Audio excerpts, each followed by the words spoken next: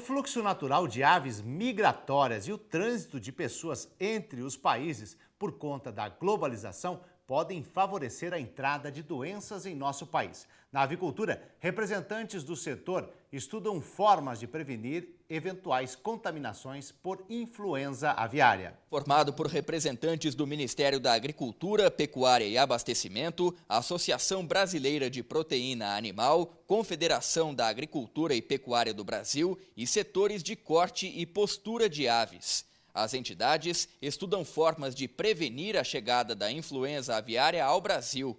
Ações como o registro de novas granjas, plano de comunicação para eventual surto da doença e medidas de prevenção à gripe estão em fase de formulação. Adequar a legislação para tornar mais restritivo o cumprimento da legislação, por exemplo, a Instrução Normativa 56, 59, a 36 e a 10, que é a legislação que fala de registro de granjas. Estamos discutindo também um programa de capacitação, a realização de seminários, de cursos, de treinamentos, tanto para produtores como para médicos veterinários, a realização de simulados e também um plano de comunicação, onde estamos atualizando o plano de comunicação, que é para ser detonado numa contingência, na eventualidade de ter um surto de influenza aviária no país. O Brasil é o único produtor de aves do mundo que ainda não registrou casos da doença. Nos Estados Unidos, por exemplo, 58 milhões de aves tiveram de ser sacrificadas após infecção pelo vírus influenza. A preocupação do grupo de trabalho é que o fluxo natural de aves migratórias e até mesmo o trânsito de estrangeiros pelo país possam infectar a produção brasileira. Vindo de países de risco, não só México, Estados Unidos, mas também da Ásia, onde uma pessoa toma um voo lá na Ásia, hoje e amanhã, ou depois da manhã, está chegando aqui no Brasil e com chance de entrar numa granja. E nós seguimos falando desse assunto que você acabou de ver na reportagem. A influenza aviária é um tema que preocupa os produtores rurais, o governo e as entidades do setor agropecuário. E a Confederação da Agricultura e Pecuária do Brasil participa das discussões sobre a doença. Por isso, nós convidamos o assessor técnico da CNA, Vitor Aires, que já esteve nessa reunião para passar então algumas informações. Muito bom dia. Muito bom dia a todos. Primeira pergunta, então, existem casos da doença no Brasil? Não, nunca relatamos, né? Exatamente, o Brasil é o único país que nunca teve nenhum registro na sua história. Então, atualmente, a gente tem num cenário mundial onde todos os continentes tiveram surto ou estão passando por alguns problemas de surtos dessa doença, e no continente sul-americano nós não tivemos esse problema ainda, mas como conversamos, cabe prevenir, né, e ter medidas de controle e mitigação de riscos.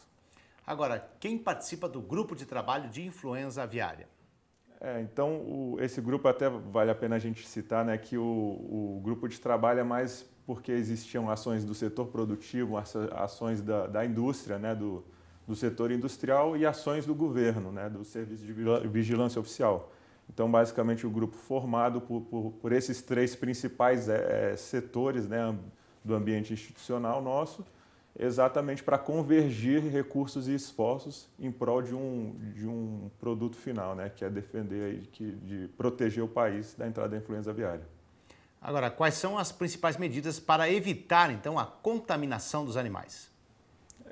Basicamente, né, a gente tem que trabalhar o principal foco, em especial para o produtor rural brasileiro, medidas de biosseguridade, né, medidas de biossegurança na produção, né? Então, existe a IN 56, que foi bem citada, que estabelece uma série de normas, de regras que devem ser seguidas pelos produtores exatamente para prevenir que o vírus entre na sua propriedade, se chegar nas aves silvestres e por aí vai. E, paralelamente, também tem a questão da vigilância ativa e passiva, né? A vigilância ativa consiste em ir atrás, né, por exemplo, dos sítios das aves migratórias, né, de onde elas chegam, elas têm os sítios, né, que elas chegam no Brasil, e também controlar esse fluxo de gente, né, por aí vai, ter uma boa divulgação dessa campanha nos aeroportos, por aí vai. Agora, Vitor, quais devem ser, então, os próximos passos do grupo de trabalho? Medidas de prevenção são feitas, mas a gente tem que sempre pensar no plano B, no caso exatamente de ocorrer um surto, né? Isso aí é uma doença que vem voando, né? Então é uma doença às vezes muito mais fácil de se chegar, Só que se o setor estiver fechado, né, as granjas estiverem protegidas, pode-se chegar nas aves silvestres, mas não vai chegar na nossa produção. Dessa forma, a gente não vai fechar nosso mercado. Né? Mas, paralelamente a isso, a gente então construiu, né, como o GT foi, a gente trabalhou em construção de cenários, exatamente para se saber, né, para se ter alternativas para caso tenha doença, a gente consiga controlá-la rápido, atacar rapidamente com foco no problema, e aí a gente resolveu e não ter esse problema que, no Brasil que outros países tiveram por longas datas. Ok, muito obrigado. Vitor Aires, assessor técnico da CNA. Obrigado.